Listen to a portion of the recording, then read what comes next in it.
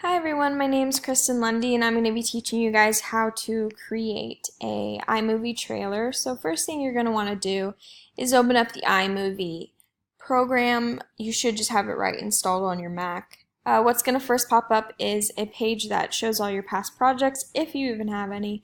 But what you're going to want to do is click Create New and you're going to click Trailer. What this does is allows you to form a template. So as you can see, there are many different options to choose from. But for the sake of this video, we're just going to be choosing adventure. You can click play and catch a preview of each single trailer and find which one fits best for what you want. But yeah, we're just going to be choosing adventure. So what you would do is click create. And what should pop up is a more in-depth list of how to create it. So first thing you're going to want to do is outline. So for the sake of this video, we're just going to be doing new media and the Mountain of Destiny. And you can change the star name, so we can change it to my name.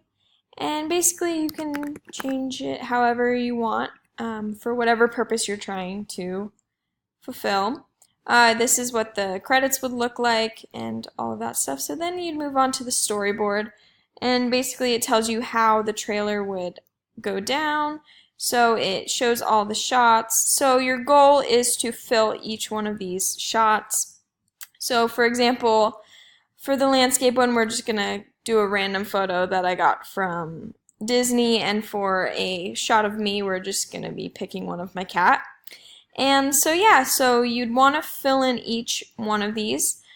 You can choose it to be a picture or a video. It's completely up to you, whatever you think would be best for your trailer. You can also use the shot list, which kind of organizes it for you to what kind of shot is wanted for each section. So when you're done, you'd go back to storyboard and you can start from the beginning. And you just click the full screen button and it would show you what your trailer would look like. So this is what your trailer would look like if you did it like this. And it would just continue to go on. So yeah, so when you were done with that, what you'd want to do is click projects and save it. And then it would appear right on your projects list. So thank you very much for watching how to create an iMovie trailer.